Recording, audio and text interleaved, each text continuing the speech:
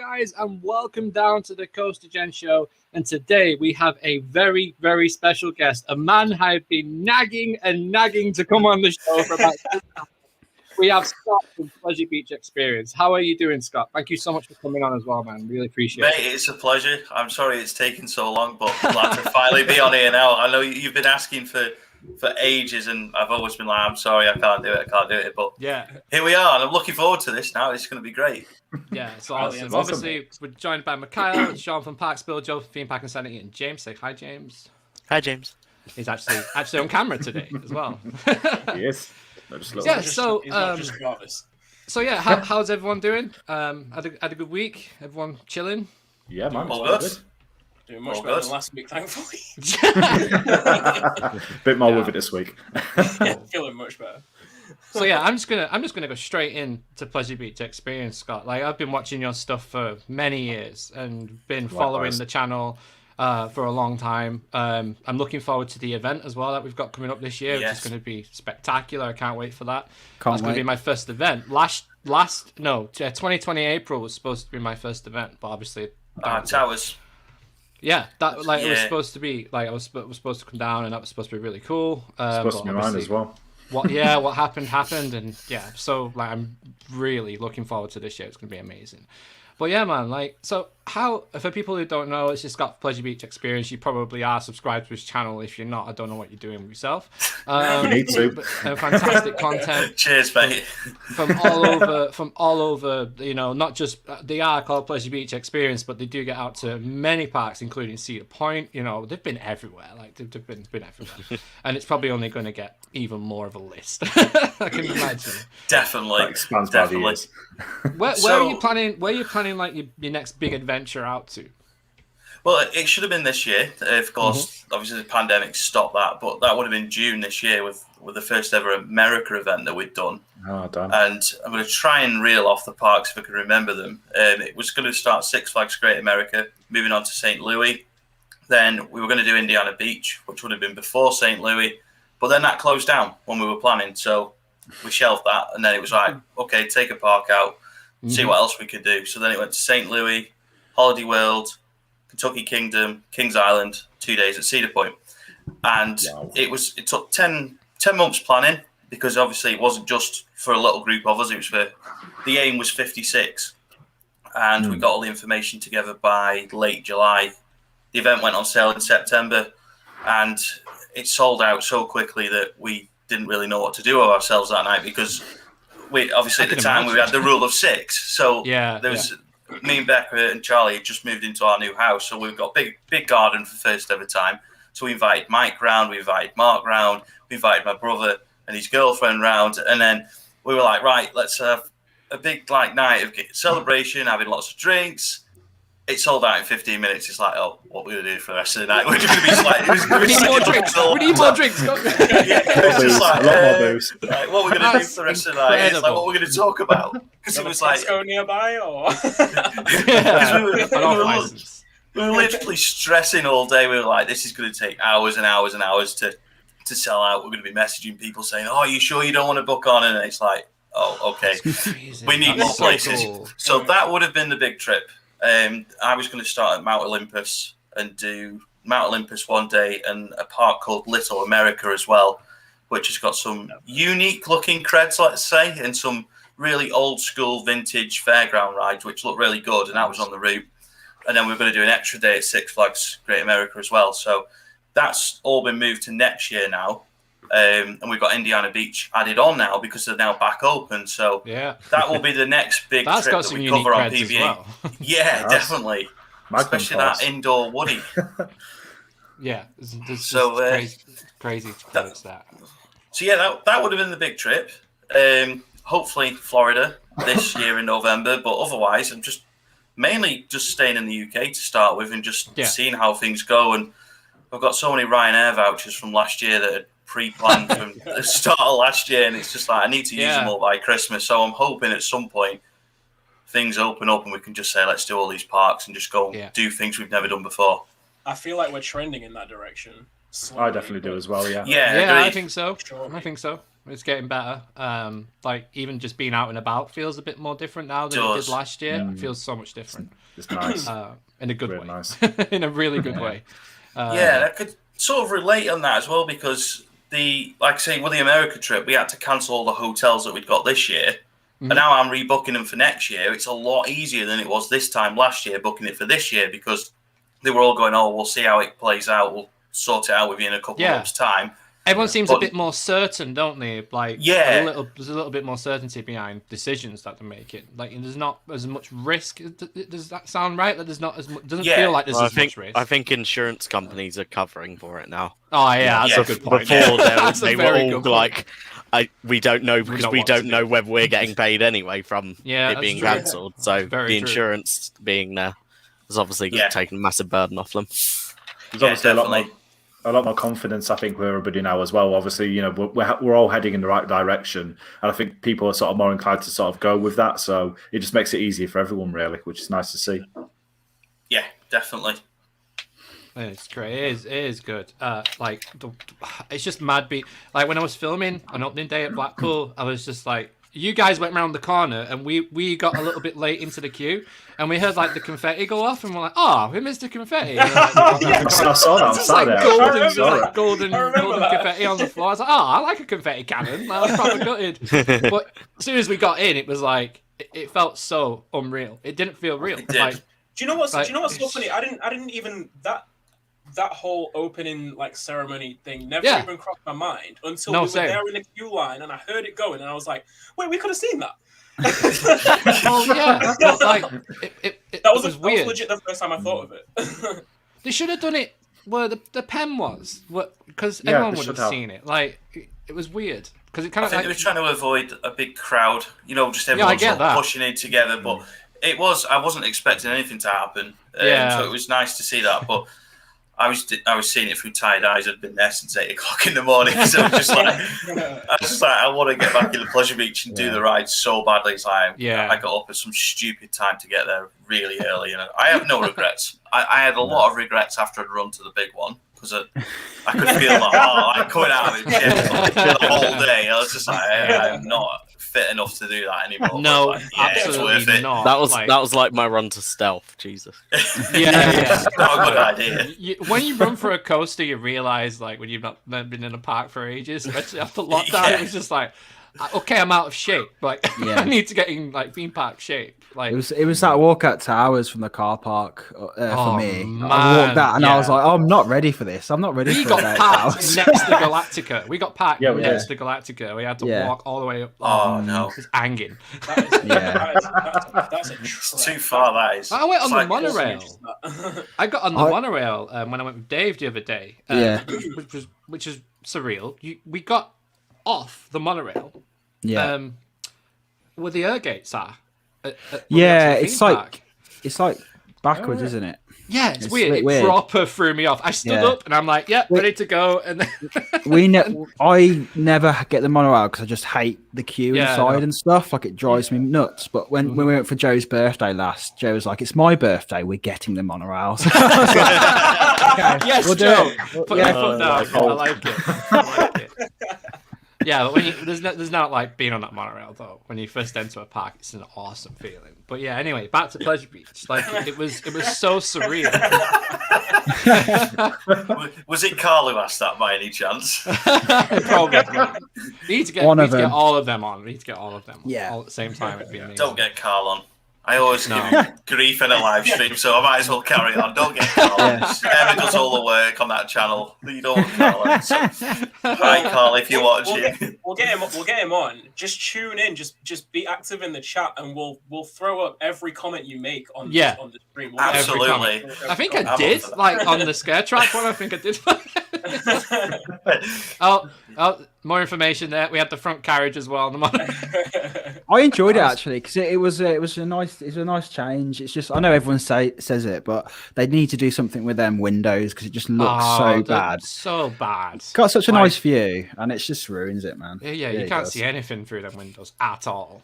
Jeremy's asking, was it the monorail though? No, I wanted the monorail. We had the splash landings. Yeah, I think it was ours. Yeah. Anyway, there's a vlog coming up on VTO's YouTube channel pretty soon. Just throw that one in there, guys. So get ready for that.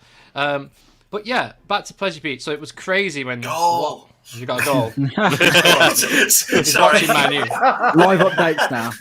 Yeah, I'm always asking. Yeah, now Sky Sports guys. Probably VAR ruled out now anyway. So. Yeah, probably offside. Definitely. More than likely. But yeah, anyway, back to Pleasure Beach. We'll get there.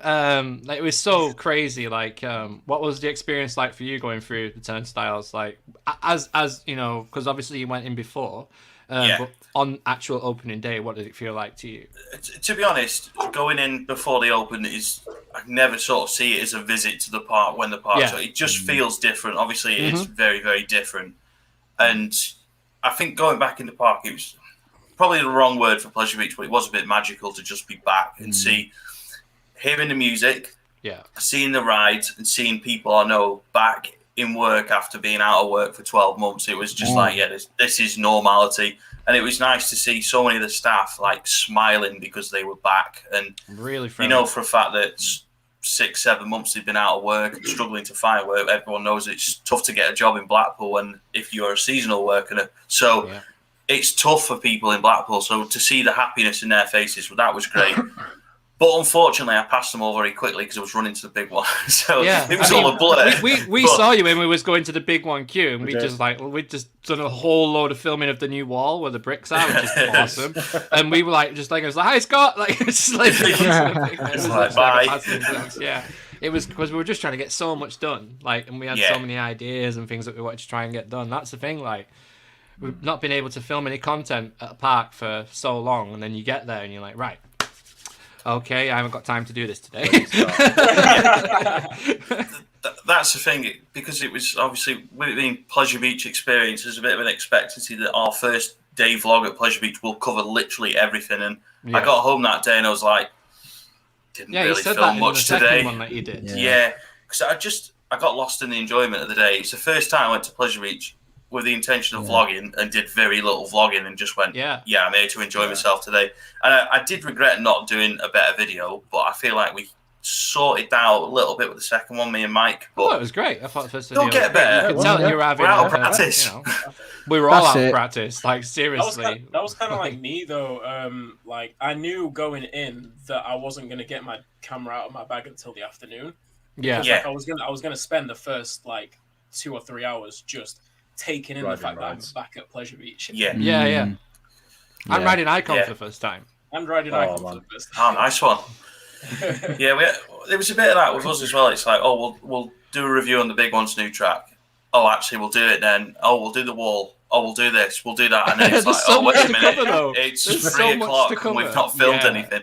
But as well, we assisted somebody do a POV on Icon, and they ended up using Chris's GoPro because they didn't want. Well, they've got GoPro free, and they were like, "Oh, can we use yours?" It's like, "Yeah, sure." So as well, that took up some time, which is not a problem because I was happy to help. It's someone that had helped us out in the past, so it's like, yeah, more than happy to help.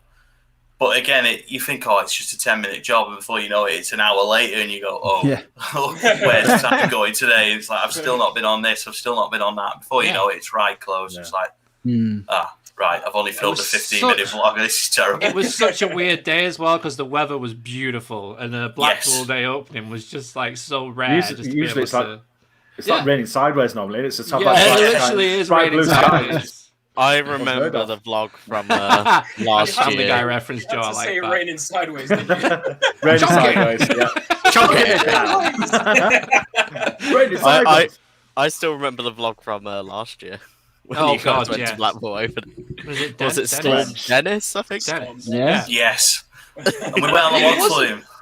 Yeah, that was hilarious. We missed out on that. We had to get off. Mike did that like 3 times. Yeah, he did. He got a lot of beer for that, you know. Yeah, we'll buy you a pint. I'll buy you a pint if you go on it again. 5 pints. We'll get Mike on as well at some point. I don't think he was. Oh yeah, Mike could be up for it. At some point we'll have to. We're trying to organise it so we're together at the same time, so it's easier for that'd be great. Get everybody on. But yeah, the thing is, you won't get a word in with Mike. So just bear that in mind. The lives that you did were really enjoyable, man. I agree. It was so cool. Yeah. It was so cool to watch that. I watched every Ace. It was great. They will come back at some point, definitely. I mean, usually we would have been doing one tomorrow, but I'm going to Pleasure Beach tomorrow to do more of the filming that we've been doing lately on the rides and stuff. And it's just like I don't want to do that and plan a live stream and do Pleasure Beach in between. So it's like it'll come back at some point. It's just a matter of when. Yeah. And hopefully you can do it when you're sat next to each other as well. Yeah. I mean, like I said, it might be in the garden. We want to do that. Me and James used to go live from the pub after Alton Towers, in Ashbourne. We went live for 40 minutes and just talked about the day, a build-up sort of thing. I want to get everyone together in one place and do a massive podcast. I think it'd be so sick if we could do that at some point. It'd be amazing. Get Chris in there, everyone who's in here, all Top Fuel Tourists. You got Airtime John, everyone. I want to get everyone on it, and it'll just be I reckon top a big one. Let's do it on top of the big one. Let's go live on top of the big one. Why not? That'd be awesome. The tallest podcast in the world. Get half of us at the top of the big one. Is that from sea level? Yeah, it's from sea level. Get half of us at the top of big one, the other half at the top of Big Dipper, and we'll just shout at each other. Yo! Big Dipper, I'm still aching. Let's talk about that. Walking the Big Dipper, that looked incredible. Walking the Woodies. How did it vary from walking the big one? Was there any more safety procedures, or was it pretty brutal on that? Yeah. I'll let Sean talk you through that. I think he did that. I got stuck most of the way. Yeah. It's so different because obviously with big one you're just walking up and then you feel because you're constantly stopping, aren't you, as you're going up? So you gradually get up there. But with this, it's the way I said it to Scott at the end was it felt like an adventure. Yes. Because honestly, you're just going. Obviously, you're walking the track backwards. It starts off really easy, and then you start going down, and it's just even when you're on it, them little dips at the end feel like nothing really. Agreed. But when you're walking down them, you're like, wow. Coaster track's big, man. You forget. And I guess it's the same as when we was walking up big one, wasn't it, Luke? When you looked at how close Icon's top hat was, and then you realise how close everything is. It's that same sort of feeling, but it's a lot more difficult. I think if you saw either of our vlogs, it's a lot more difficult to be walking the lanyard, was it? Yeah, lanyard round the slider. Carabiner, that was the word. Yeah, it was very difficult, but you did get in some kind of, you did towards the end of it when you're about to get off, you're used to it. You got used to it, yeah. I just go again and I'll do it quicker this time. But it's getting over the little clips, that was the fiddly part, because sometimes it would go over really easy, and then sometimes you just think, I'm never getting through this. But the staff there were just great, and there's only ever going to be 4. I think they said there's only ever going to be 4 people on there, but then you've got a lot of staff on there to help you through it. And I just think anyone, if Joe could do it, and Joe, she's afraid of heights. We've walked down hills sometimes, and she's got a bit of vertigo. So if she could do it, honestly, the staff at Blackpool are just at Pleasure Beach are just so lovely, and so patient as well. It's great. Yeah, it's the drunk riders. Hey, drunk riders! Wow, no way! Thanks for tuning in, man. Appreciate it. Oh, wow, guys! We got the CoasterGen Show Drunk Riders. I know that's collaboration. I know that's What's up, bro? What's up, bro? Yeah. That's sick. Yeah. But no, it looks incredible, and I saw the price for it as well on the website. I checked earlier just to double check, and it's 65 quid, and it's so cheap for an experience that you get from what you guys showed off. Just looked like an incredible experience. I don't know. I didn't want to spoil it, and we won't say it. But the medal you get from it's pretty interesting. It's definitely adds to the value as well. Yes, it does. Yeah, definitely. Yeah. I had to think about that then. The medal. It's I get it now. I remember. Yeah. It's not toddler friendly, so that's why it's out of mind, because it's out of sight as well. It's pushed away out of the way because. That sounds interesting. Investigate it. For a split second, I thought you were saying that the spoiler was that you get a medal. And I was like, I'm not going to spoil it, but spoiler. No. Spoiler alert. Yeah. With the many references to words, that, I can just the mind starts going.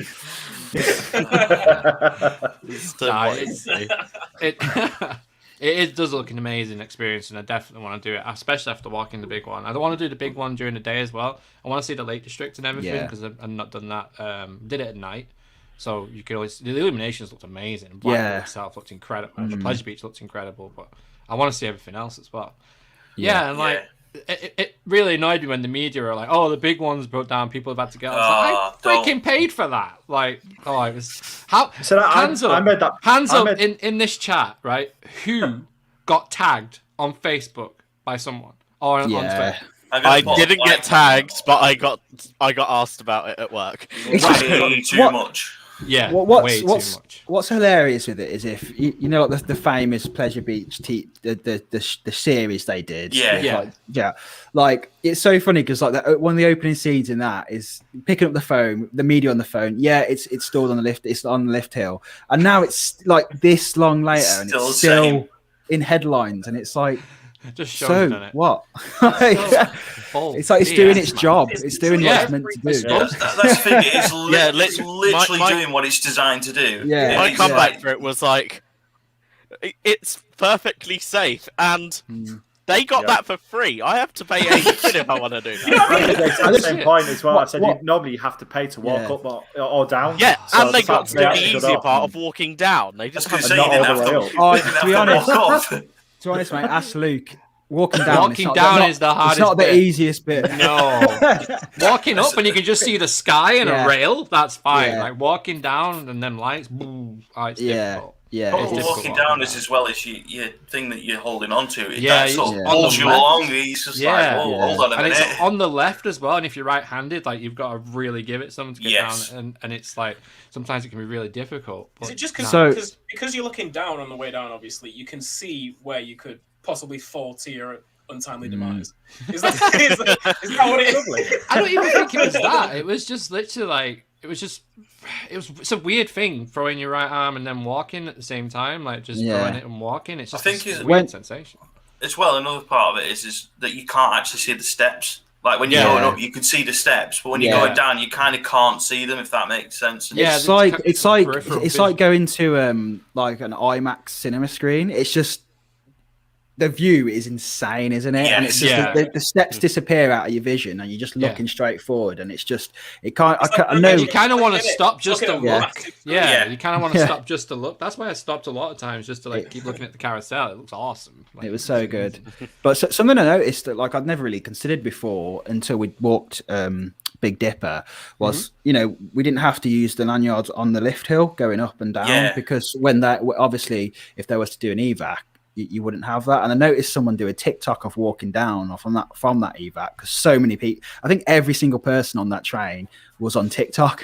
I'm not surprised. So I saw them just walking out without the lanyard. I was like, that would be a cool experience to walk down without having that on you because you do. Because when we did Big Dipper, it was nice to have that break from not having it on there. And I can imagine. It was a nice little thing. So it's good that at the end you get to have that experience, just being a little bit more free, and doing it without it. And honestly, you know what's so weird? Like, I mean, think about this. Ever since walking up the big one and the Big Dipper was a thing at Blackpool. When I did the coaster tour at Busch Gardens Williamsburg a couple of years ago, and we got to go up Griffin, we didn't have any safety gear.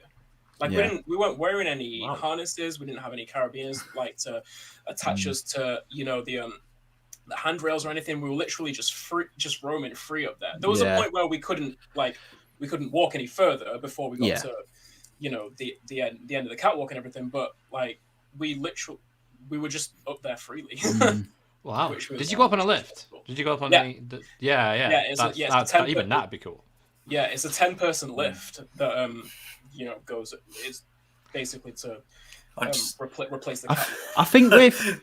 I'm just laughing at Emma's comment. I think with Big One.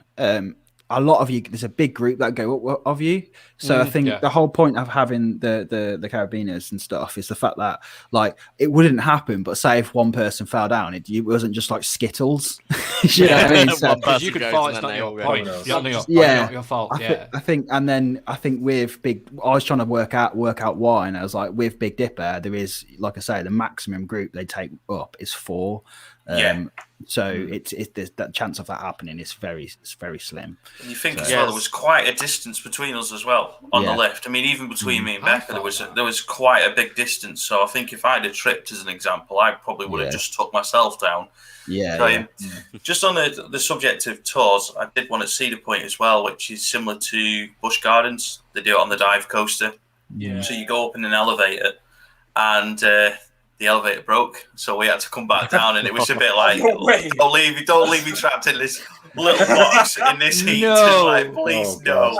Wow. I was just like, the chances of that happening. I know, it was quite amusing because all the guys who were doing the tour, they all watched PBE, and they were like, "Oh, you've not got that on video, have you?" I was like, "No, the camera's away at this point." They're like, "Oh, good," but it was a great tour otherwise, and to be honest, it was just that was the only time I was nervous when that happened. It was just like, oh, this is supposed to, this is supposed to be the easiest way of getting up, and it's not even got like 20 foot, and we've got to go back down. It's just like, oh, come on.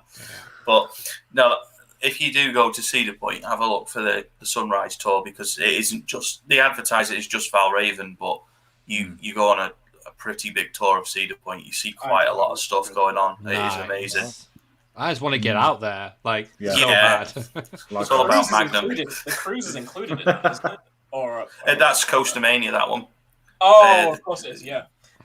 We did it all on the same trip, so it was kind of a lot to take in, but it did kind of all morph into one. The biggest mistake of that trip was putting Kings Island in the middle of Cedar Point. I think if we'd have done Kings Island before Cedar Point, we probably would have appreciated Kings Island a bit more, but we also went there and we were all absolutely shattered. It was a bad idea going when we're tired. When you go on like a massive tour, like one park will feel less exaggerated than all the others, because you'll be knackered at some point. You really will. That was one of the things that we factored in on the America trip. We were like, we can't be traveling like every day, like 6 hours after a park or 6 hours to a park, because it just gets too much. So even though it means, sometimes there's going to be an extra day where you go to a little park, you don't perhaps have a Cedar Point day every day. You have a little park in there, but it breaks up that tiredness because of them. I think that's the one thing I learned from 2019 is like originally we were just going to Cedar Point, and then it was, oh, it's cheap to go to New York. Let's go to Coney Island. Oh, let's go to Six Flags Great Adventure. Let's go to Kennywood. Oh, we can do Kings Island. It's like a trip to Cedar Point became an 8-day trip, and it's like, how did this happen? Because of how vast America is and how you don't realize. Whenever you're planning a trip through there, like I'm planning one for 2022 right now, and like it's so easy to just be like, oh, we're going to that park. Yeah, it's only a couple hours away. Let's go to that one as well. Yeah, and then that one's only an hour. Or it's tagged on so many parks. Like, or you do the thing of, because we're so used to looking at a map of Britain, and then you look at a map of America, and it's just like, oh, that's not that far. Yeah, that's a 2-day drive. That's a 12-hour hike after the 6-day drive. It's like, oh yeah, it's just everything looks so Yeah, it's crazy. Just want to say a quick hi to everyone in the chat. Thank you so much for tuning in tonight, guys. We really appreciate it. We'd love to get 50 likes for the stream. That would be epic. We're 11 at the moment, but there's a lot of you watching, so we'd really like to try and get 50. That would be amazing. Thumbs up party in the chat, if you will. Scott, what's the score right now? Is it still 1-0? It's 1-1, unfortunately. 1-1. Oh god, right. That's why I went quiet. Decided to stop talking about it. It's not happening anymore. Oh no, right. Well, we'll carry on without that. Yeah, so that's why I keep glancing that way. It's like, oh yeah, it's still 1-1. So Scott, Pleasure Beach experience, man. I've always wanted to ask this question. How did it all come about, and how did it get so big, like over the period of time it took? Like, so it started in May 2009 would you believe, but not as a YouTube channel. It started as a breakaway forum from another Blackpool Pleasure Beach forum. And this is going to sound really petty, but it was kind of started in anger because I'd worked on the Pleasure Beach guide for the best part of 4 years as a mod and mainly as an admin. And then just overnight it was, I don't need you anymore. You're off the team. No explanation given. And I thought, well, after everything I've put into it, I don't want anything else to do with it. So I thought, do you know what? I need to have my own Pleasure Beach website. I've been going to Pleasure Beach all my life. So why not start my own? And I had the backing of Stuz at the time. It was Stuz's idea for very much to, let's do it. Let's go ahead with it. Because I was like, am I going to get bored of this idea after a week? He's like, no, you will want to do this over and over again. Like, keep doing it. So we just started out as a little forum. And then at the same time, I was speaking to people at Pleasure Beach and they were like, you could be the bridge between Pleasure Beach and like the next gen of enthusiasts, because obviously Club Pleasure Beach in its time was a very closed shop. And the Pleasure Beach guide did not have a good relationship with Pleasure Beach at all. So it's like you could change that by changing the way that Pleasure Beach fans deal with venting their opinions online. You could make a better run forum where people, yes, are opinionated, but are not like, you are effing, you know what I mean? If just, and calling out ride ops and stuff like that. I was like, I don't want any part of that. I want it to be a civilized place for Pleasure Beach fans. And it lost track a little bit. It just became a bit of a joke and nothing really got taken seriously with it. And then there was sort of, right, if you get PBE going properly, there's a chance you'll get Club Pleasure Beach in a couple of years. So it's like, right, okay, then that sounds interesting. I'll aim for that. And then it kind of, the forum just ticked along nicely. We were stupid in the early days. We used to mess about winding up the Towers fans. They used to wind us up because they'd be like, Pleasure Beach is crap. And we'd be like, well, Towers is crap. And it just used to escalate into absolute nonsense. And that will never stop. But to be honest, it's like all the people that used to go on between, we all get on fine now and we have a laugh about it on Facebook and stuff like that. And I look back on it and go, oh, God, that was really petty. But we were all younger. We were all just venting our opinions in different ways on our own forums. And it was a bit of fun at the end of the day. Sometimes it got out of hand, and I look back at it and go, sometimes that wasn't good enough the way it was going on. But eventually we got our forum in order, and that's when I got Mike and Becca to join the team. And from there, really, Club Pleasure Beach happened, because I tried to make a one-off event at the Pleasure Beach by just doing a big one ART. And that came together, and Pleasure Beach were like, well, if this is a success, Club Pleasure Beach could happen. You could take over Club Pleasure Beach. And then Greg, who was like the chairman of Club Pleasure Beach, he came to me at the same time and said, do you want to take over Club Pleasure Beach with my blessing? Not everyone's going to be happy about it because you've upset Pleasure Beach fans in the past of a different age by being too outspoken. But at the end of the day, I was like, I'm willing to take that risk. And at first it was difficult because I took on a club that had a very strong number of members. And I think 95% of those people wanted nothing to do with Pleasure Beach experience taking over Club Pleasure Beach. But at the same time, it allowed me to get all the people I knew that were Pleasure Beach fans involved from the off. I got rid of the membership. Nice. I was like, it's just anyone can join as long as you are of like 16 or older, or if you come with an adult, you can join the events. You don't need to sign up. You don't need to pay a fee. And that was the way it got going. And the early days were tough, I'm not going to lie. Like the first days when we used to do events in like 2012, 13, 14, we really, really struggled to make the minimum numbers at times. And I had to call in a lot of favours from people at Pleasure Beach and say, look, we're not going to make 40 people. We're going to have like 35 people. And because the guy who did the events at the time was such a big help and a big friend anyway, that helped. So then we started doing, like I've always loved making videos of theme parks, but not like seriously to start with. It was just a case of just take the camera, film some things, and then go home and just put it to some dodgy bonkers 14 music or something like that. And it was just nothing serious. And then shortly after that, it was, right, why don't we start documenting the events on YouTube? And we might start getting more interested in the events. And that's how the YouTube channel sort of grew from then. And then I got ill in 2015. I was like, I need to do something between operations. So it's like, all right, I'm going to do more YouTube. And PBE just picked up from there, really. And Mike was like, oh, we should do more vlogs. People love vlogs. I was like, oh God, I don't want to do vlogs. Just like, I'm not confident enough to do vlogs. I'm not walking around a theme park pointing a camera in our faces. And here we are. We do it too often. That lasted long. I know the feeling, mate. I know the feeling. But yeah, that's how it escalated. It all came from there, and I think there's just Pleasure Beach have been amazing to work with.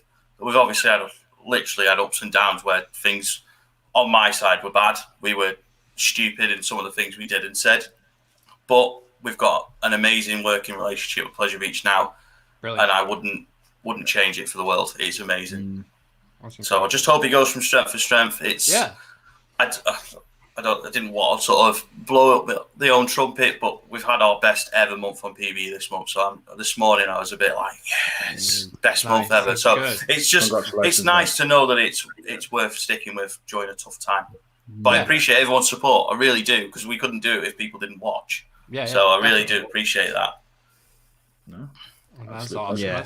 That's such a crazy beginning to something that's so massive. And, you know, like, you sold out the event in September like pretty quick as well, right? Yeah. Oh yeah, that was another 15-minute one. It was a case of text someone at Pleasure Beach and say, need an urgent 9 o'clock phone call tomorrow morning because we need to add some places onto this event. And I had a bit of a laugh with the people who've organised it at Pleasure Beach a couple of weeks ago. We were like, yeah, we weren't expecting 120 people on this 60-person event, but there we are. So it's, I'm so hyped. I can't wait. It's going to be.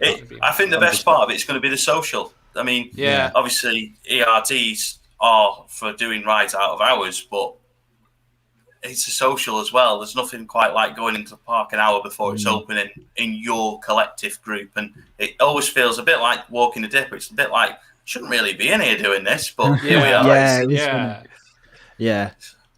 Me and Joe can't wait, because it's going to be our first ever you're there as well. I didn't know. Yeah, we are. Yeah. Oh, sick. And Sam, isn't it Sam? Because Sam's Aaron's there as well. There's loads of people who keep mentioning they're going. I'm like, oh, you're going? Yeah, you're going. That's going to be it's going to be amazing, because it's like I speak to so many people on Twitter and whether it's on YouTube or whatever it is, and they just not yet has there been an event where everyone can get together. Normally that would be like Pleasure Beach opening, wouldn't it? So this is going to be insane. I'm so looking forward to it. I have, to this day, I have no idea how I missed this. A lot of people did. I missed it the first time. So it's I totally understand. I had no idea it was a thing until Luke told me he was going, and I was just like, "Wait, what? When did this happen?" I genuinely wasn't sure how it'd do, because obviously at the time it went on sale, we were still a lot of uncertainty, and I was very dubious when it went on. And I was like, "Are we going to sell this out?" And then obviously, what happened, and me and Becca were like, "Yeah, this is excellent. This is great news." But I had to book on me, Becca, Mike, and Mark. As soon as we saw the bookings, we were like, "Just get on it quick!" The whole full place. Scott's not here today. Couldn't make his own booking. It's just like, no, I've not booked on. It's like, right, whole full places for the team members. I'm so good I can't be there, really. But I really hope to make obviously the next one after that. Well, we'll make plenty of events, man. We'll make plenty. Because you've got a season pass now. Yeah, absolutely. Well, I have. Yeah, I've got a season pass for the year now. So happy days. Which is awesome. That's awesome. Want to get one of them. £129 is so cheap to get. We paid £40 for our last year's because of everything going on. 2-1, Scott. Yeah, 2-1. We're losing. I just thought it was 3-1. That's why I was like, "Oh no!" It's a replay of the goal I hadn't seen, so I was just like, "Oh, okay, it's all right." I thought you could see it. I thought you could see a big one out your window, and it just stopped again. That's what I thought you was looking at, mate. Unfortunately, it is nothing that exciting. There's no Arrow hyper coasters out there. Unfortunately, you saw the headlines flash before your eyes, didn't you? Yeah.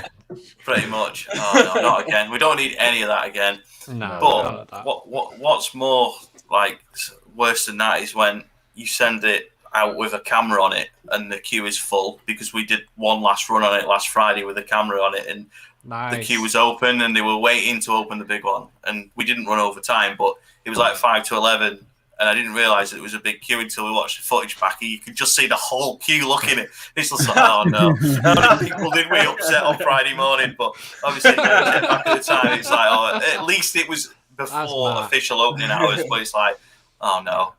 But I don't know what you guys would think of a sideways big one POV, because that's something we tried last week. I will get it online at some point, but it's just, I would love a 360 from the front. I'd love a 360. Yeah, that'd be cool. That'd be epic. And a nice. I mean, funnily enough, sunset.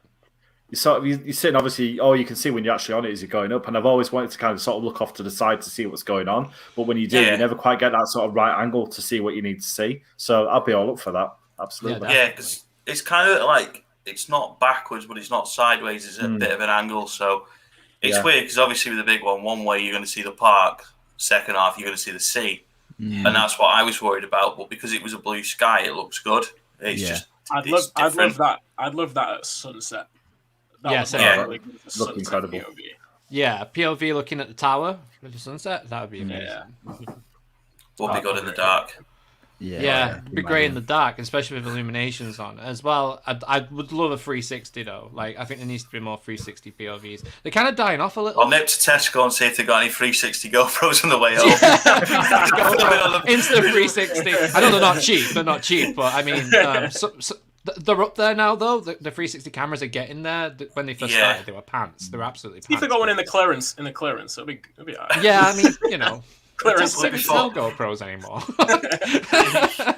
They're probably not. No, I left it a bit late for Amazon. Sell them either. Yeah, it'd be really cool to see that, and especially on some of the other coasters as well, because you get to see things that you wouldn't normally see. But any mounted POV is like, wow. I love that horizon lock off. Yeah. No horizon lock. No horizon lock. Hyper smooth. Oh no horizon lock in the bin. I don't get it. It takes away. It's not a point of view. It turns every coaster into a swinging coaster. Like, it does. It turns everything into Seven Dwarf Mime Train. Like, it's no. But it isn't a POV though, is it? Because it's not what you see, and that's why I don't always agree with track level POVs, because it isn't always what the rider will see. Yeah. Sometimes I've never got that either.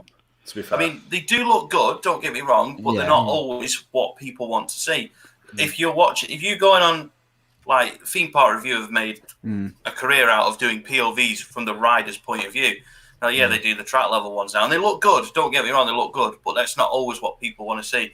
If you're going to Blackpool and you've never been before, you don't want to be watching in between the big ones tracks. You want to see what you're going to see on the ride, and that's why we're doing the way we're doing POVs at the minute. I'm glad you guys are all saying these things, so I don't have to. Yeah. Well, you can say. Feel free to chip in, man. Like, every time you want to go, Mikhail, just go. Just go. Yeah, Revolution stairs. Yeah, rev mounted would be nice. That'd be pretty cool. That'd be good. I think track level POVs are good if you really want to just see like the profiling things like that. Yeah. But like it's so, I don't know. I don't understand it, because it makes it look faster than it actually is, because it's just going past, and it's just unrealistic in my mind anyway. So I just think the horizon locked and the hyper smooth POVs and stuff. Well, maybe more so just the hyper smooth and the 360 POVs and stuff. Like, they have their uses. Like, they are good at portraying an atmosphere within the scope of, like a broader video. Yeah. Of just the atmosphere of just having a ton of fun on a coaster. Like, Harry from Coasterbot, when he went down to Poland's Park the other week, he done one on Storm Chaser, and that came out really great. That came out really nice, because it wasn't trying to give an accurate representation of what the ride is like visually. It was just portraying, just having a ton of fun. I loved that, because that was like, it was like you say, it was like showing everything off, and it was like it was them having fun. And then it's really stylistic if you come up. Hey Harry.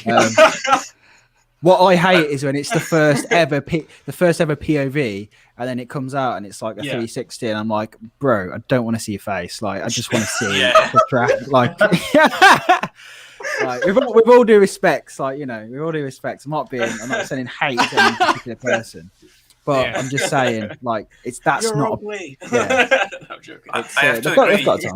Yeah. I agree with the comment about track views better than shaking phone POVs, but POVs on a phone are just bad anyway. Just don't do them. Just don't do it. Just don't do it. It's not. The big one for me with POVs is audio. Like I love to hear everything on a coaster. There's one POV of Voyage I sent it Sean, and it's been done like so well. It is a track POV, but I think it's mounted to the front of the car actually. But the audio is phenomenal. It's been done with an external mic. The bass is proper rumbling. You can hear every chain dog. You can hear everything on it. It's incredible. I'd love to hear everything from the big one. Like, get some sick mics thrown on there. Like, honestly, it'd be. I'd love to know. I'd love to know how someone goes around that, because we've got so many mics. I'll just give them to Scott, and he can just mount him. Just mount them everywhere. Yeah, there you go. You have just nip down to crew in a bit. See what we can do. Bit of gaffer tape. I'm sure it'll be fine. He'll be all right. Yeah, comes back with one mic. Yeah, sorry, mate. He was going on insurance. You can get it after the park closes. You can have it. Trouble cars. It sounds great though. As long as you get the audio, it's fine. Yeah, it would be awesome to see more POVs from Blackpool, definitely. I think Rev Streak. There's not much of Streak like properly done. Isn't. Like our Streak one was rubbish 2 years ago. I'd like to see one of Streak done, even Zipper Dipper, because you don't know what it does round there. Like sorry, Blue Fire. You don't know what it does round there. Blue Fire sometimes. It's not Blue Fire. Can I just say, when we went to Blackpool the other Saturday, I finally, for the first time ever, my little boy was actually big enough to get on his first proper coaster. Oh, he went on a streak, right? We took him on Nick's streak, yes. And he went from looking really sort of smug with himself. Indeed, well done. I'm so proud of him, I really am. But he was going up the lift hill, was really smug, right happy about himself. The minute he hit that first drop, he went from to like that, and then the whole way around he was just like this, holding on to the thing. And he got so what coasters has Theo been on? He's been on the mine train, because I've seen that on your fridge. Been on the mine train. He's been on Nick's streak. He's been on Blue Flyer. Here's Blue Flyer. Octonauts, he's been on Blue Flyer, Octonauts. I think those are probably the only 4 at the moment, but he's literally that close to 1.2 now. So come the end of the year, we're going down the towers. Literally, Wickerman 13. Nice. Done. Can't wait. I'm going to ask a terrible question here, because I should know the answer to this, but what is the height limit on Runaway Mine Train? I really shouldn't be asking that. I worked on that. Is it 1.1? Give me a sec. Is it 1 metre? I think it's 1 metre, then I could. If it's 1 metre, I can take Charlie on that one. Well, my little boy Phil went on one where we were, I think about a year ago. 0.9. 0.9. There you go. Yes. So you need to take Charlie on it. You need to get Charlie. Riders under 1.1 must be accompanied by an adult. That's fair enough. That's from the sign. You won't be able taking a photograph of it the other day. The other week in PTO, I was taking pictures of everything. I should have known that. I really should have known that. To be fair, it was 12 years ago. Yeah. So yeah, I was skinny. Mine train's great. It's such a fun ride. It's pretty intense, isn't it? Like in parts, like, later on in the day, you go into that tunnel. Like wow. Yeah, it's great. It's good. I love the interaction between the rapids as well. When you get that perfect moment, it's so cool.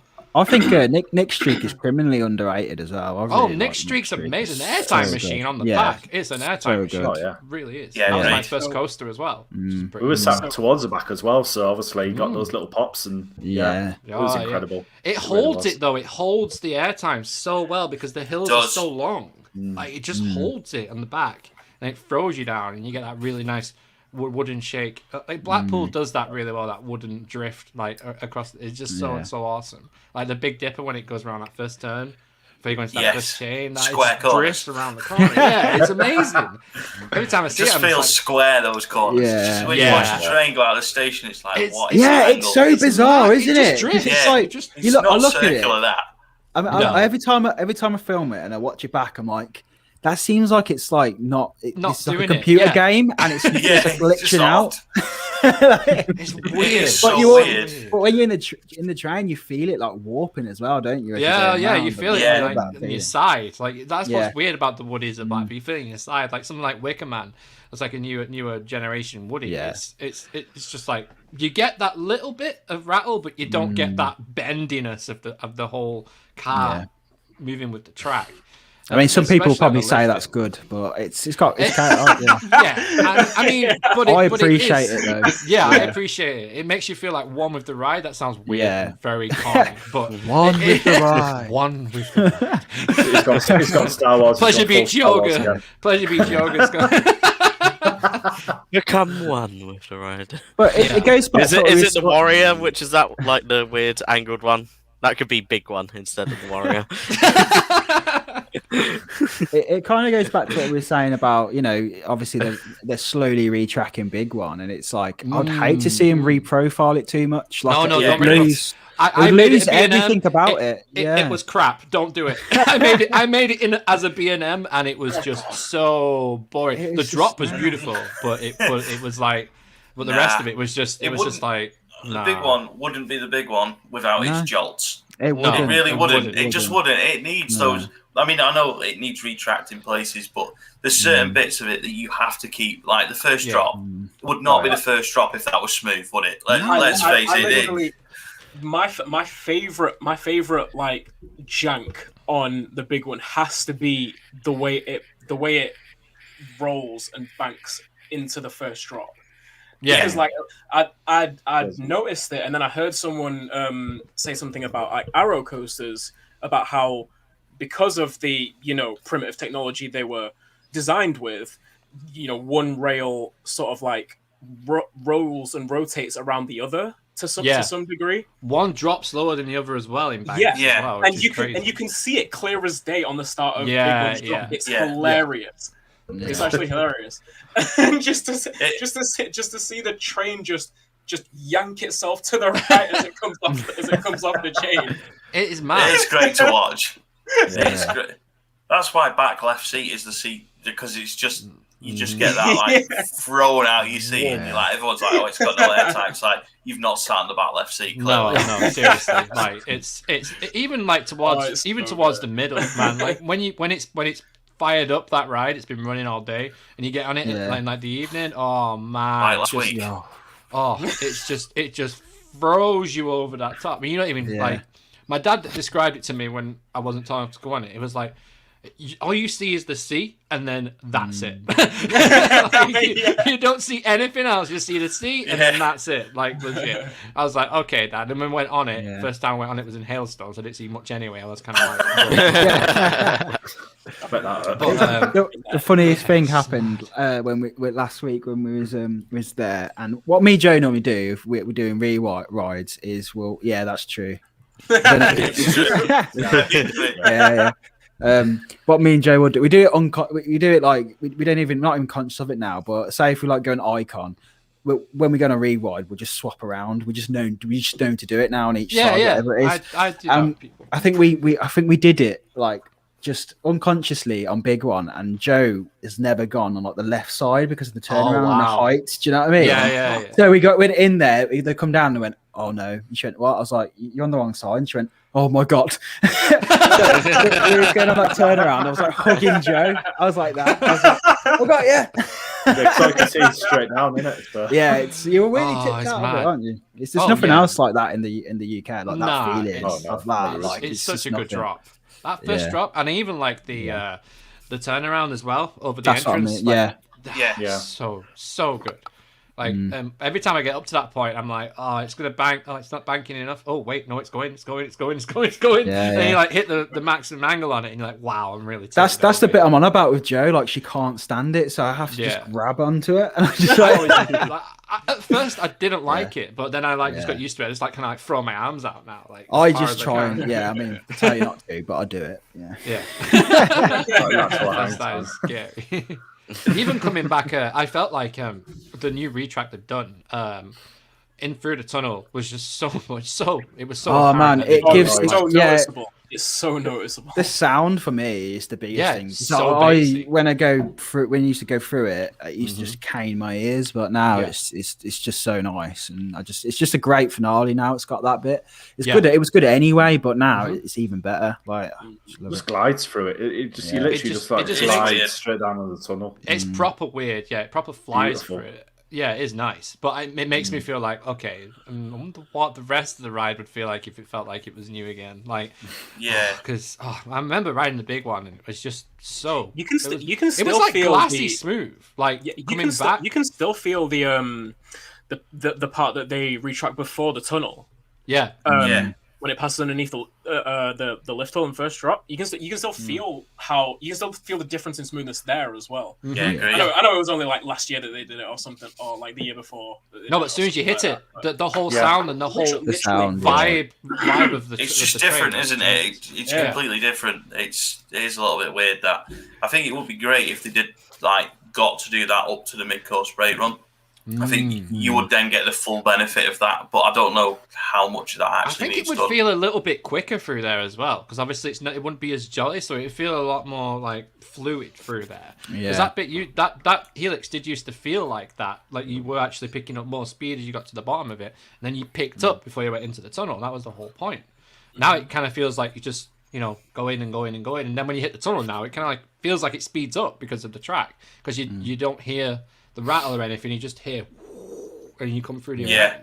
It's great. Well, it's just odd because obviously I think the staff used to use it as a bit of a marker as well. It's like, it's back. Obviously there's a buzzing sound in the station when it goes through the mid-course brake run. I don't know if you've ever heard that, but if you haven't, listen out for it next time.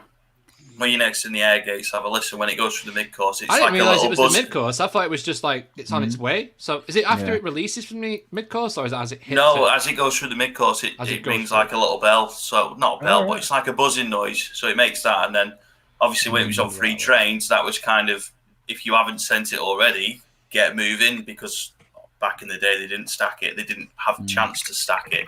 Yeah. But free trains, you can't stack an arrow because it'll pretty much e-stop. As you've probably seen El Toro, Ryan's video about Magnum, where he says about the block brakes and all that you don't want an arrow to be stopping on free trains because it is a proper slam. So it's a slam stop, to say the least. I think that would be the best way of putting it. Yeah. But I think it's going to be one to watch, the big one. I get the feeling there might be more done. I don't know for definite. How have the park? I'd like to. How have the park felt about it? They love it. They're very happy with it, as far as I know anyway. Everyone seems happy with it, and I know that the working relationship with Tazik is excellent as well. And I can see more being done. And you've done some awesome coverage of it as well. Like I've still got a video to make, but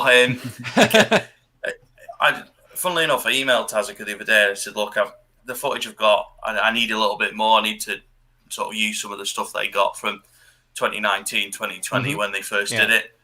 So I've got that now, so I can sort of crack on with it a little bit and then just send it over to both Tazica and Pleasure Beach and just sort of make sure that everyone's happy with it, and then it'll go on. So it's one of those, even though it's obviously everyone's pretty much been on the new track now, it's one of those I wanted to get right before it went on, because it is a big thing for Pleasure Beach. It's a big thing for Tazica as well, because they mostly deal with bridges, so not roller coaster track. Yeah. I love that comment. Yes, Sam. The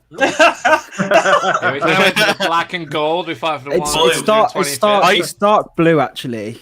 But I just realised that. Because when we were wearing white the other day. Yeah, the other day we were all wearing white. We should just literally get our own kit, like the Ghost. Genuinely, none of this is actually planned. We don't. None of this is planned. Not a word is said about it. It's subconscious now. We just feel it, don't we? I think. We know what type of episode. Okay. I say pink next week. Yeah. Let's go for pink then. I'm not pulling that off, mate. No way. Carl would. Carl does a great pink tutu, doesn't he? Oh, it's funny that was hilarious. I've also just noticed that it looks like the CoasterGen logo is on my wall. Yeah, it is. Oh, you're supposed to give that away. That's the new poster that's coming out. Yeah. I'll take that off. There you go. Oh, it's gone now. No, what'd you take it off for? Oh, you like it on your wall? Okay. Yeah. It's on the curtains as well. It's a special print. Yeah. Teespring don't do that. I'm gonna wear pink. Really I'll wear pink as well. Anything pink. Like, I'll find something. I'll find something. I'm gonna have to go. If I have a tie with pink accents on it. That'll do. You're wearing a tie now to the show. Wow. Very posh. A three-piece suit. Yeah. But no, we should do a black tie night. Oh yeah, we should. Like a New Year's Eve special or something. Yeah. We did want you to wear your banana costume, Sean, at one point. Yeah, we still haven't. I mean, it's actually in this studio right now. Oh no. Go on, quick change. Do a quick change. No. If I could be bothered. Now. Yeah. Next time. But going back to Big One, it's just amazing to see them like even doing it, to be honest. And I love it. And I just know that even better things are coming to the park because they're the signs you want to see, aren't they? Really? Yeah, definitely. It's just like new additions are good, but just upkeep and everything else is what that's what I noticed across all the park. Well, I've only been to Towers and Blackpool, but I noticed that the amount of work that's gone on in the background and what's been happening, with the sales online and stuff like that. They've really invested in the merch side of things, especially Icon and the big one with the nano coasters and all that kind of stuff, and the 125th merch, and it's all amazing. And Towers is the same. Got loads of new stuff. Blackpool have got new stuff. It feels like there's a new element to. It feels like there's a new resurgence in theme park merch. Like there's not been much around for the last 10 years or so. And then the Smiler hit, and then it kind of but then it died off again. But this year, there's so much. Towers Train's full. Kiss Me Quick's full. It's so great to see. The Icon shop the other day as well. The Icon shop looks absolutely incredible. There's so much cool stuff now in there. That train that's on the. They need to sell it. Yeah, you need to sell it. Yeah, that would be £1,000 easy. That'd be worth it though. Well worth it. I think the problem they have is it takes a long time for them to make them, doesn't it? So it's like selling that kit would take so long to actually print that and stuff. Yeah, and it would sell out. Yeah, people would buy it. Yeah. I still want to know who bought Big Bob out of the Wickerman shop. I want to know that as well. Yeah, someone knows something about Someone's that. bought that. Yeah. Big Bob. Yeah, someone bought it. Three grand was it? I think. $3 grand. Yeah, one of them. I think that'd be on VTO because we don't have to do it now. There was quite a few of them made actually. I reckon there wasn't just one. Yeah, so that one they did actually make quite a few quite a few of them. So they've sold the last one, so it has actually been sold multiple times. Wow. Oh, fair enough. I know someone. I literally thought it was just the one. A lot of Wonga loans been taken out for that, I reckon. Wonga. Oh, it's not even a thing anymore. Is that even still a thing? No. There's equally bad ones though. Yeah, probably. Yeah. Oh no! Wait, what? Are they? Maybe. And I think they got still going shut on down. football shirts. Didn't they sponsor Blackpool? They did when they were in the Premier League. Football club. Yeah, they did. Yeah, thought they did. I'm now seeing a fess up. Oh no, they've gone into admin, I think. Yeah, they got fined a lot, but I don't know what. This is a weird tangent to go off, isn't it? Yeah. Imagine all the banana suits you could buy. I got 4 of them. Big Bobby Central. And good thing you didn't misread that with an extra in there. Yeah, that's true. Yeah, no. So what was Magnum like, Scott? From going on the big one to having. Don't get me started. I just want to know because I went to Vegas. I went to Vegas and I saw Desperado, and obviously it's SBNO. And I was like, man, it looks so good. Like a straight drop on an arrow coaster. Looks incredible. It's just different. It's so different to the big one. I'm trying not to laugh at those comments. Like the first drop, it doesn't look that special, but it is really good. It's just, you get a lot of airtime, especially in the back row. The so-called magic row of row 3 is good, but row 16, giving away all the Cedar Point secrets, row 16 is better than row 3. I don't know why it just is that. So that's the first row of the back car.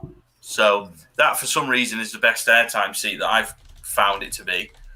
Wow. But it's just full of airtime, and it's just so different than the big one because it's just got triangular airtime hills the whole way back, pretty much. And literally triangular hills. It is literally triangular airtime hills, but it's just like the feeling you get. Obviously, the restraint's the same as the big one. So you imagine a big one's restraints giving you when you get airtime, you just slam into them. Like when you on the first drop, you slam into the lap bar. When you go into mid course and get airtime, you slam into the lap bar. With Magnum, that is literally all you get the whole way. You are just getting slammed by this little lap bar. But it is honestly the most out of control feeling on a roller coaster I've ever had. It's hard to explain. It's like the big one, but on steroids. It's just mental. It is such a great coaster.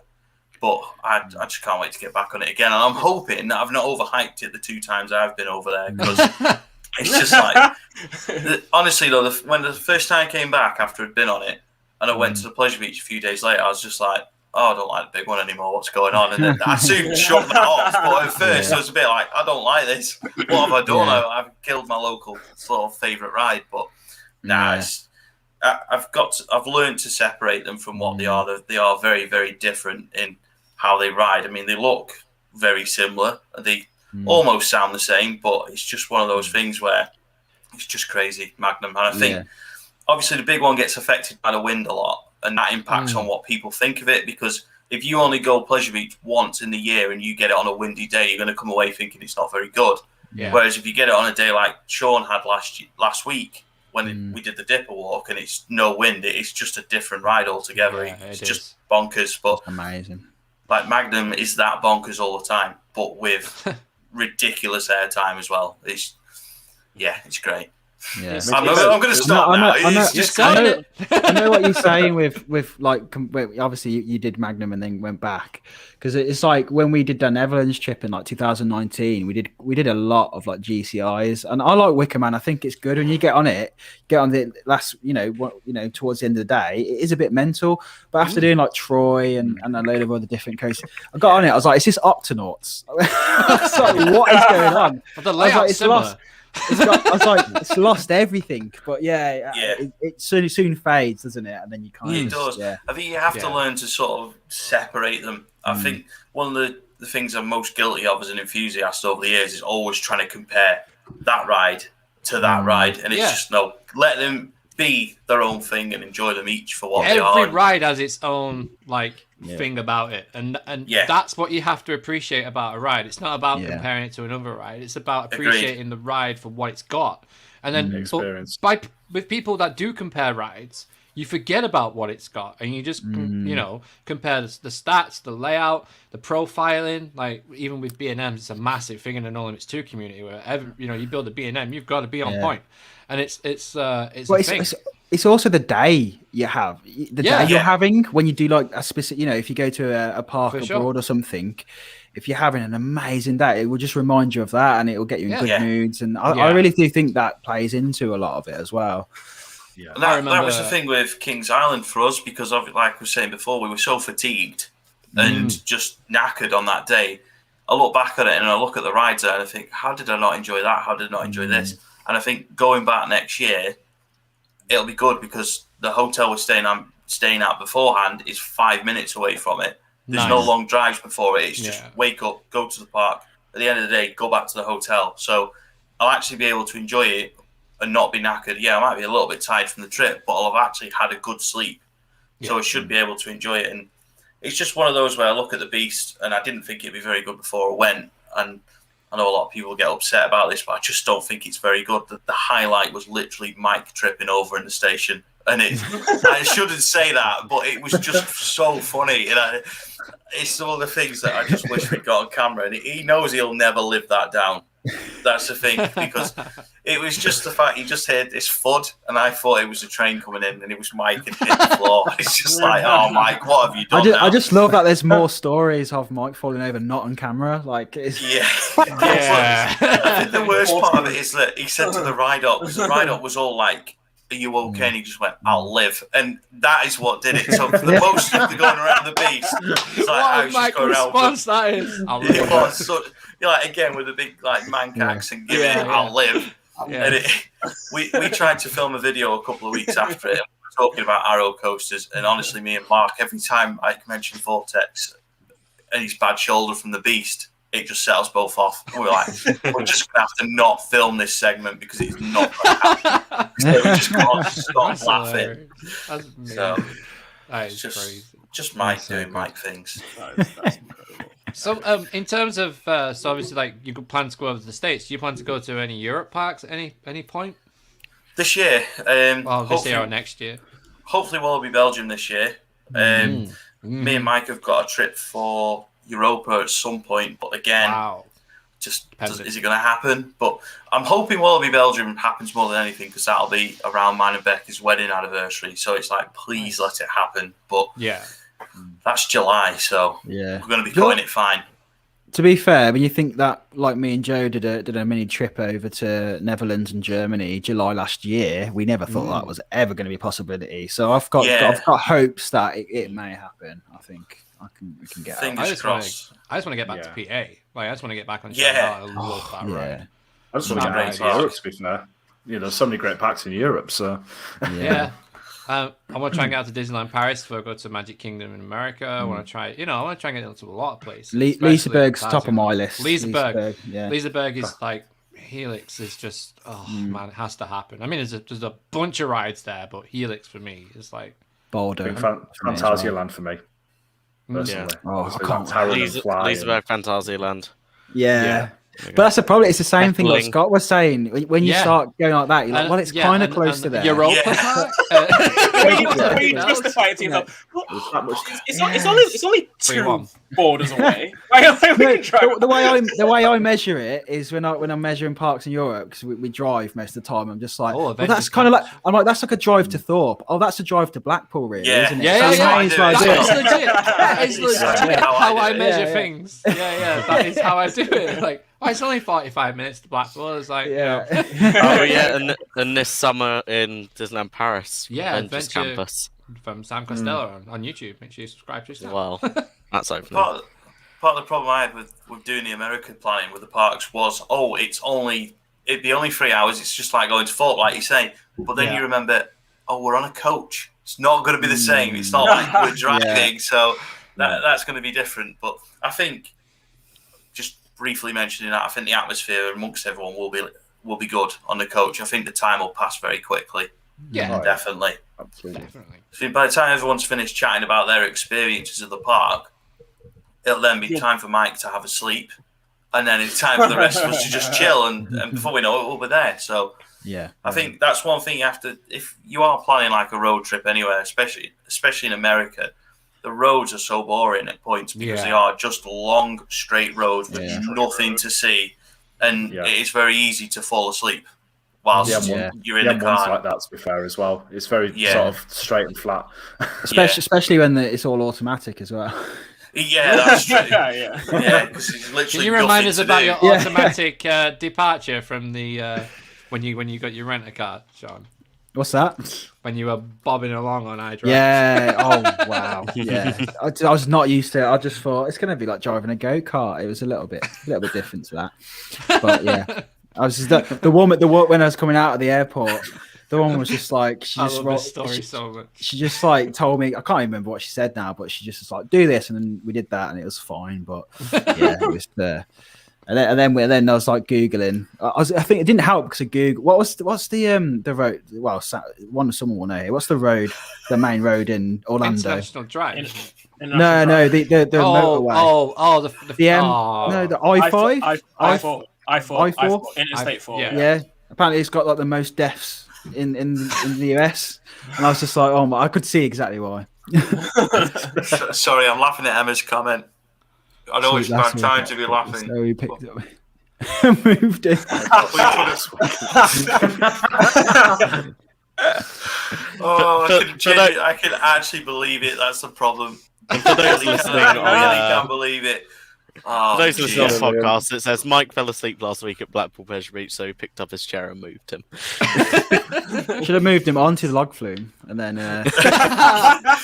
Just quickly on log flumes, man. Them videos you dropped during lockdown were mine and James' highlights of the week. Seriously, on log flume videos. The log flume videos. Oh, they were incredible. There was so much fun. I'd be like, James, new video, and we'd like share our screen on Discord or watch it. It was such a laugh. It's so funny. Like we've all got to do some mad log flume thing this year. Yeah, it's got to be done. PBE event September. Yeah, it's got to be done. September. Who cares? Yeah. It's got to be done. We've done it on opening. We did it Storm Dennis opening weekend. It's just got to be done. So we'll set a time for that, and I think everyone should do it, even Sean. Yeah, 100%. It's happening. Yeah. It's happening. I know some people that did tidal wave on March opening day. No, I think it was literally like just above freezing. You couldn't pay. Tidal wave in the snow. No, and they did it twice. Oh, in a row. That's silly. Wow. That Oakwood is mental. Chiapas. Yeah. That was ridiculous. Yeah. Chiapas in January. Amazing. Not such good. a good ride. Yeah. So the thing is with Stormforce at Drayton as well, like any other row, you're okay. Back row, it's like death. Like if you go on that, it goes right down your back, and it's and plus all the water comes down from the front onto you as well, so your feet get drenched. I just can't. I can't stop. I can't stop visioning Aaron saying, "Oh, I'm going to get wet on the rapids," and then he got the day after tomorrow tidal wave. I've seen that happen in so many vlogs this year at Towers because it's like everyone's like, "Oh yeah, whatever." It's nothing. Flying round. The rapids are flying round because it's not stopping for the waterfall, so it's just zooming down around the first corner, and then it's just picking up that wave. It just hits it so hard. You get so wet. His face was such a picture. Scott, see the point. Did you happen to do either Thunder Canyon, the rapids, or Snake River Falls by any chance? Did the rapids and got absolutely soaked. But I've not done the I've not done the what's it called, the Snake Falls thing. I've never done that. It's never actually been open. I think it's only tested when I've been there. It's never actually opened. But really? The rapids soaked. Yeah. It's one of the worst for that. It's so much fun, but you get inundated from head to toe. It's ridiculous. Yeah, I think that's why I called the first day there short. When we did the 2019 vlogs, the first day, a lot of people sort of said in the comments, "Oh, why didn't you do Steel Engines?" I was a bit soggy. I've been on the rapids, and I was just like, "I've had enough. I'm going back to the hotel," because we were staying in Breakers. It was just like, I'm just going to go to hotel. I'm going to give up for the day, and I'm just going to make out that I'm tired. But actually, no, I was just. I think Jimmy was with us, and Mark did. I think it was us three that did it, and I think Mike. I can't remember if Mike was with us, but the four of us, we got soaked, really, really soaked, and it's just hotel time. That rapids is so good. We did 3 days in 2019 and dedicated one afternoon to just doing the water rides.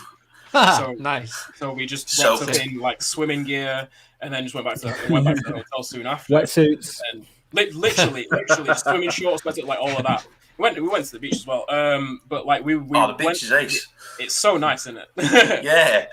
Yeah, we went on Snake River Falls. We did Snake River Falls twice, and my friend was clowning me for getting super wet on the first ride. She barely got wet, but she was making fun of me and stuff.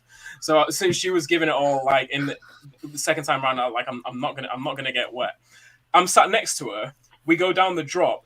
The wave hits us. I'm just looking at her. I'm just looking at her all the way down and into the splash. She's just there while the entire wave's just slapping her in the face. It's just yes. Oh, that's amazing. It was the best thing ever. It was the best. One of my favourite water rides experiences was when me and Joe, we've done Flying Dutchman, the water coaster at Efteling, so many times, and it never gets you wet. It never gets. You get a little splash, and that's it. Yeah. And we was getting really, so I went on it, and we went on it, and I was like, yeah, it's going to be fine. It was the evening, And then I got absolutely drenched. And I was like, what is this about? I was like, the one time I'm not anticipating it. And it's cold as well. I get absolutely drenched. And I'm like, great, nice one. Yeah. The thing is, I was the only person who got wet. Everyone on the boat was like bone dry. And I was just, yeah, it's horrible. It's always the way, isn't it? It's always like, oh, yeah, I'll do the rapids or I'll do this. Oh, don't get wet. I won't get wet. Yeah, you won't. Choked. Yeah. You can't Speaking ever, of water rides, you can't ever expect to stay dry on rapids. You will get got. No, you don't get got. Don't say it either. Don't say on a vlog. The second you get will complacent, you will get got. Aaron. But yeah, speaking of water rides, should we talk a little bit about Valhalla and what we can what we think is going to happen with Valhalla? Like, I'm so excited for it. I can't wait for it to reopen. I love that ride so much. In brackets, what are you allowed to say and what are you not allowed to say?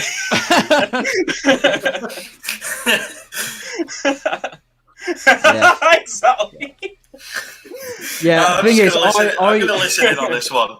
I even asked Scott and Andy after, when it's just us lot and there's no one else and we can't say anything.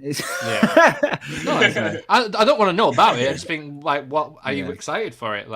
For to reopen? I can't wait to get back on it. Yeah, it will be good.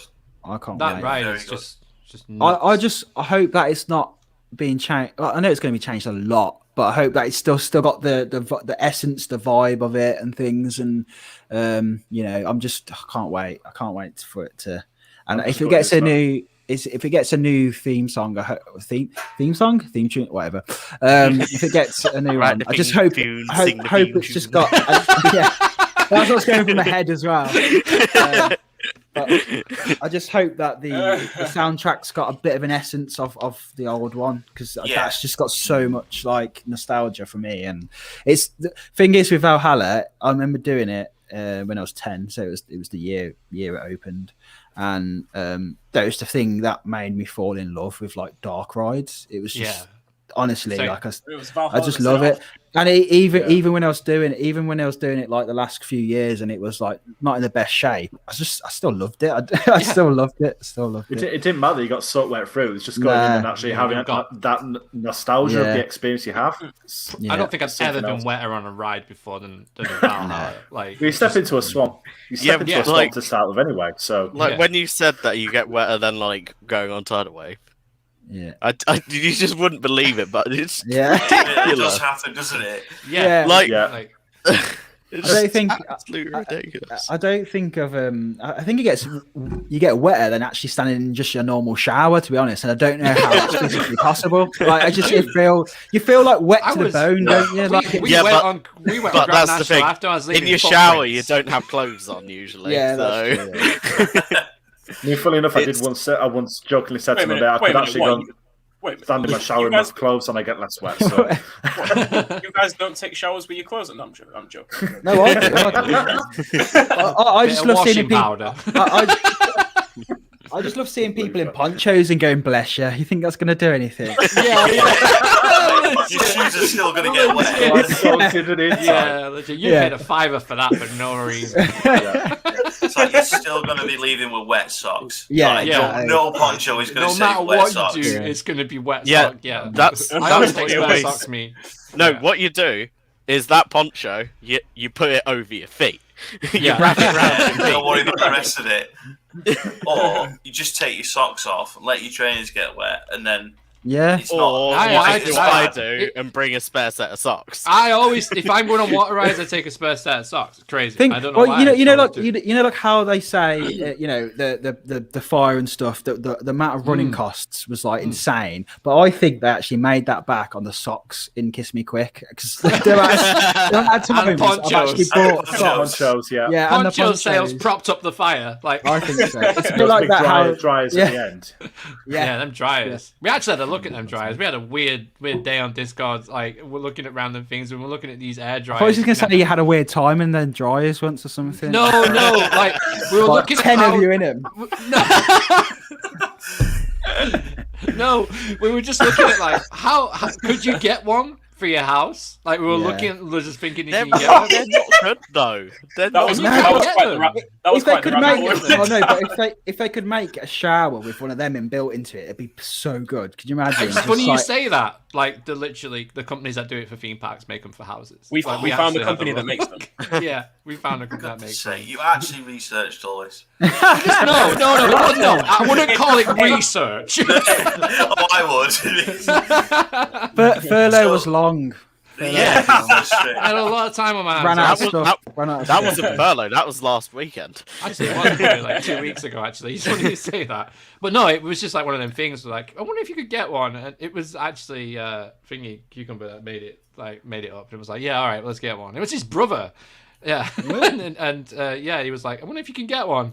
And we were just like, a non-enthusiast just came up with this, and it was like, let's have a look. So we actually had a look, and you can buy them, which is crazy. That's mad. But going back to Valhalla. Yeah, back to Valhalla. Bit of I really don't know. I don't know what to expect. I don't know if they're gonna completely properly reimagine it and have it. It's gonna be so different, or I'm not sure. I don't know. But the thing is, so hard because I'm looking at Scott, and Scott knows Scott's just stuff. like, either Man United are losing 4-1, or he doesn't want to say anything. I'm just watching United, and I'm just like, okay. Right, I've got a Valhalla confession. A Valhalla confession, though. I only went on it once in the last 4 or 5 years it was open because of the surgery I'd had, because of my lung surgery, and I did it a couple of months after that. And when the water vortex hit me, I was just like, nah. It just took my breath. Because it does, doesn't it? It takes breath. It does. There's no enjoyment in me going on it and moaning about it to everyone else that's gone on it and loved it. I just thought, what's the point? Why should I go and enjoy it ruin it for everyone else who's enjoyed it by moaning and going, I don't feel so good now. But I did go on it in September 2019 and had no idea it was closing, and I was very, very wrong about it closing, because when the rumour came out, I asked people at Pleasure Beach and they were like, no, it's not true, it's not happening. And then obviously it did happen. So it's one of those things. It was something, when that rumour came out, it wasn't decided. There was a lot of talk about it, but I was like, that's never going to happen, not on its anniversary year. And I was very wrong. But there we go. It's one of the... I think some people just made lucky guesses, because I'm pretty sure every season it was said anyway. Every season, someone said it's getting refurbished, and I think just one time, someone was just right. That's all it was. Yeah. That's the thing. It literally had been rumored for removal for in the late 2000s, because at the time Pleasure Beach was struggling. A lot of people thought that'd be the first thing to go. Yeah. Obviously, a lot of other things went that weren't as popular as Valhalla, but then it had its big refurbishment for 2012. And even after that, there was still, it's not going to last. It's not going to last. It'll never see its 20th season. It's never going to last. And I think a lot of it was mischief making, to be honest. But again, like you say, eventually someone got it right. Yeah. But whether they did hear about it or whether they just got lucky is open to debate. But it was something that a lot of people who get Pleasure Beach information had no idea about until it was literally it's happening. But that was a week before it was announced. It's it is happening. Christ, I'm going to look stupid on Twitter in a couple of weeks' time. But it's one of those, isn't it? You take the win, you take the lose, don't you? That's the thing.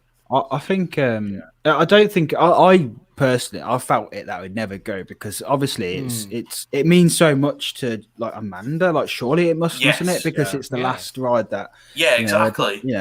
And so I knew that it was always never going to go, but it would probably get a refurb or just maybe turn into something else. But it's just so nice that they're spending the money on it, and I just I won't be disappointed. Whatever it is, I'm just going to be happy. It's still there. It's as long as it's still fire, I'll be happy. Yeah. Am I the only one who's never actually ridden it? By the sounds of it, I was lucky. I just got the ride. You just got it in 2019, didn't you? When we went. I mean, it's not the I remember when I was younger, and it was so much. Everything was working. There was just so much detail in it, and the vortex and everything. And I mean, I think that I did it so many times in the last 3 years, and I only think I ever saw it once where the flame effect on the water worked. It was so unreliable, wasn't it? But I remember the first time I took Joe on it, because Joe had never done it until 2019, and so finally took Joe on it. And at the end, she wears glasses. So at the end, I was like, well, how did you like it then? She went, well, it sounded and it felt cool, but I couldn't see anything. Glasses are just steamed up all the way around.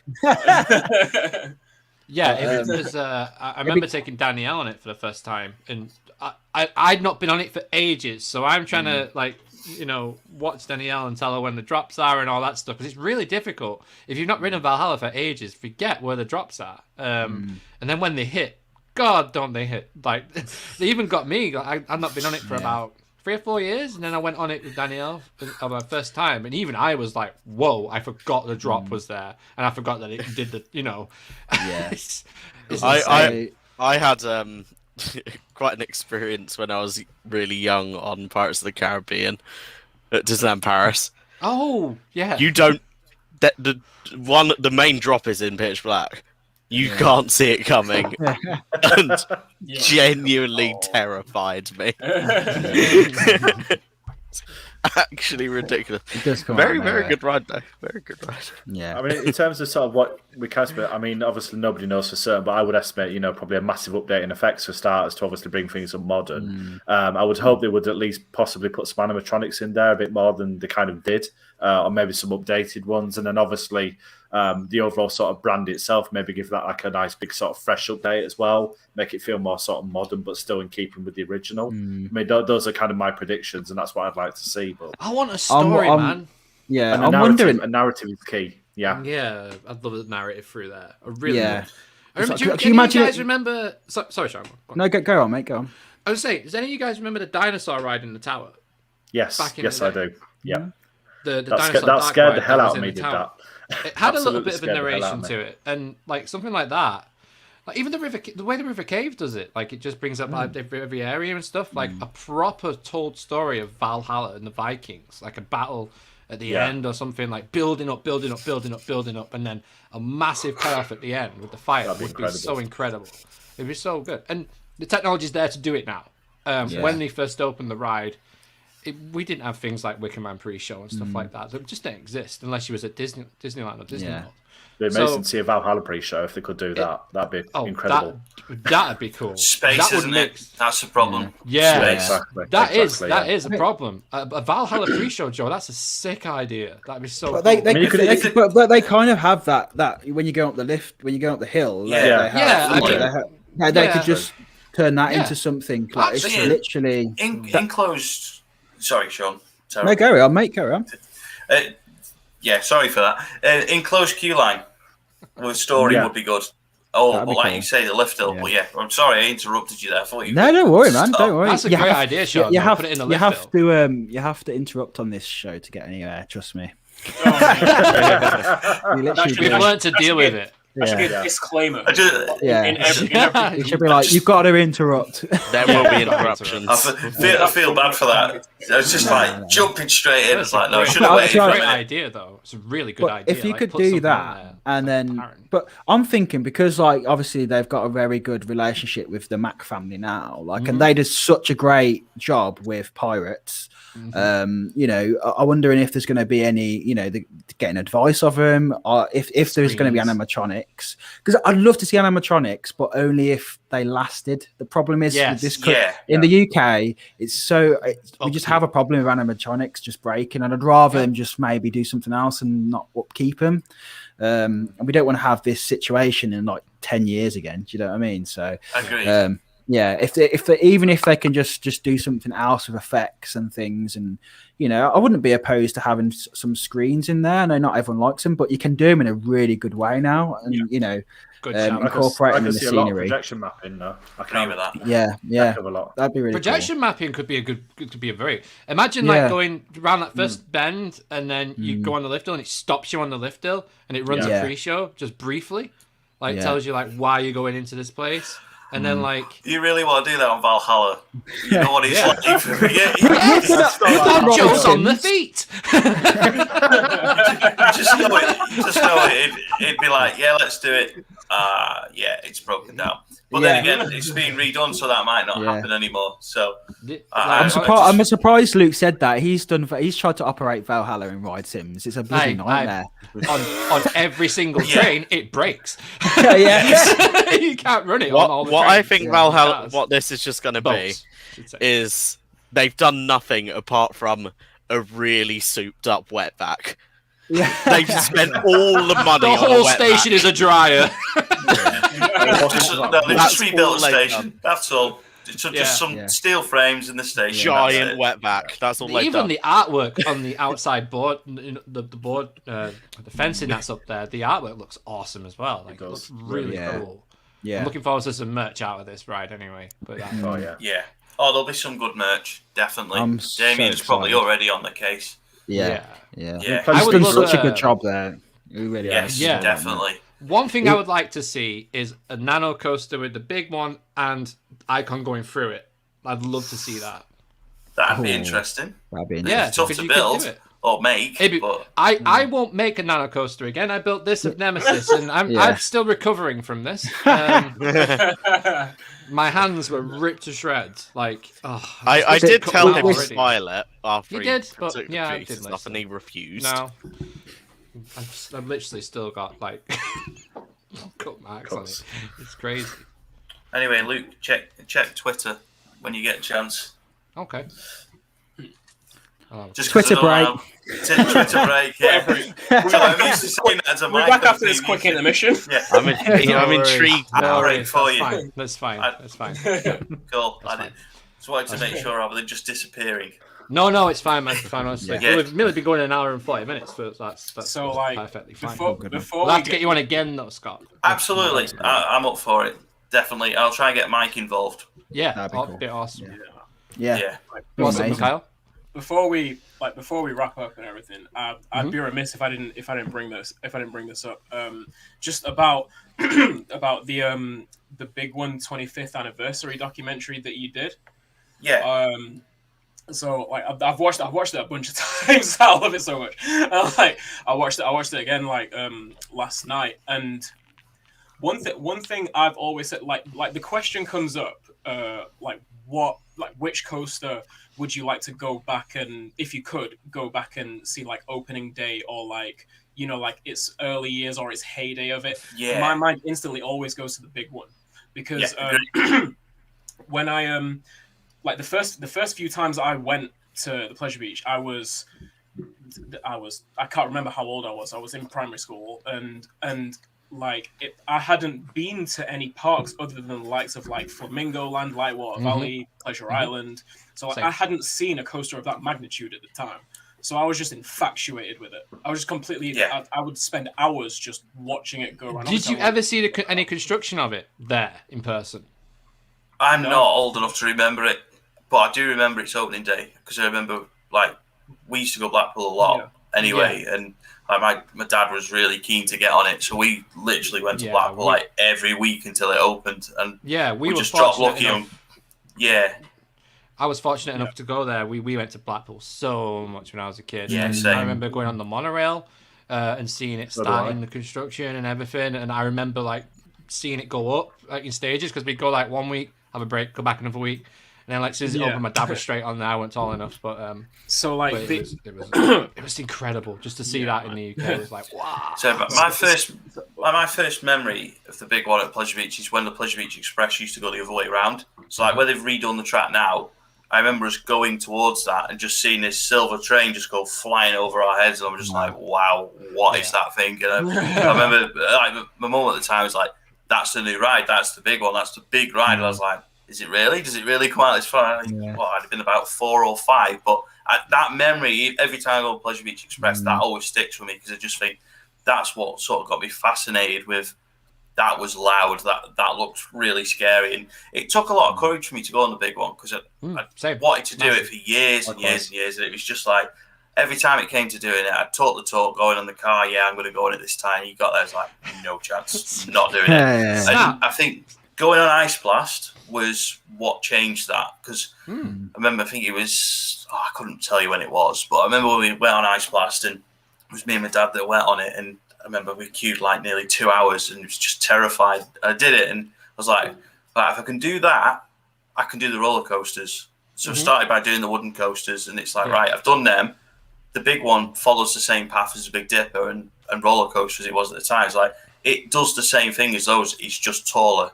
And I remember eventually going on it, and I was like, why did I leave it so long to go on this? Like, yes. And then immediately after it, I got Pleasure Beach Pass, and that has pretty much been it. It's like, for all my life, I've always gone to Blackpool, but then going on the big one for the first time was like, need a season pass. Need to do that every week. Yeah. So, I love my season pass. It's the best. I'm getting one. Like, I don't think I get one this year. I might get one next year, and then I'll have a full. It's everyone always says like, "What's your favorite?" And for me, like, I've got a lot of memories of Alton Towers, and it's just still very magical to me when I go to Alton Towers. But Pleasure Beach is so different. There's such different parks, and they're so like equal to like. There's just nearly, I don't know. I change my mind all the time. Yeah. But I just love Pleasure Beach. I just love going there, and even when it's rainy, I love it. Yeah, it's just a good day, isn't it? It's always a good day. It's always when you were different happening. Yeah, it's lively. It's got it's like a. I think it's just got its own character to it, and it's, I don't know, it's something about it. I love it. Something, Kyle? Yeah, I was just gonna say, like, first of all, like, I loved when you were explaining in the documentary about like just right up going into the first ride, and you were like, you and your friend looked at each other and were just like, Don't talk about it. Are we doing this or what? like, we gotta go on. That was pretty much it. We gotta do this. that was it, because that was the first time I'd ever been to Pleasure Beach without my parents, and I went with 2 friends from school, and we'd gone up on the train. It was like £10 for wristbands, and we did all the other coasters with the exception of the Rev. And it was literally, we were sat outside the whip and just looking up at the big one. We're like, right, are we going to do this or what? It's like, we've been talking about it all day. We're just going to do it. I've had that so many times with a load of different coasters. It's just like if I don't get something until like the afternoon, it's just like, I'm gonna have to do it at some point. Yeah, It's the one ride I've come to the park to do. Like, it's time to do it. Like, I gotta do it. Exactly. Stealth was another one as well. Yeah, same for me last year when we went. I was exactly the same. I wanted to do it, but it was just having the courage to actually just walk up, and when you get down, it's towering above you. Yeah, I still remember the words that came out of your mouth. Which we won't repeat them. You can't repeat them. No, but all right then, guys. Yeah. All right, Scott's gonna go. So really appreciate you having the time to come on the show, Scott. It's been absolutely incredible having you on. Thank you so much. It's been a pleasure, mate. We will do this again. Definitely. Awesome. It's got to be done again. Can't wait, man. Can't wait. Thank you so much for having me on. Yeah, you're welcome, man. Anytime. Absolute Anytime, just give us a shout. Come on. Cheers, guys. Right, that's me off then. Thank you very much. Cheers, Scott. See you later, mate. See you later, mate. Well, guys, thank you so much for watching along in the chat. Thank you for all your questions. If you do have any for Scott, any of us, do drop them in the comments below. Do go over to our YouTube channel if you are listening to this on Spotify, Apple Podcasts, or wherever you're listening to your podcasts from. But yeah, for now, I've been Luke, he's been Mikhail, he's been Sean from PARKSPILL, he's been Joe from Theme Park Insanity, he's been James. Say bye, James. Bye, James. And we've been the CoasterGen Show. Guys, we'll see you next time. See you in a bit.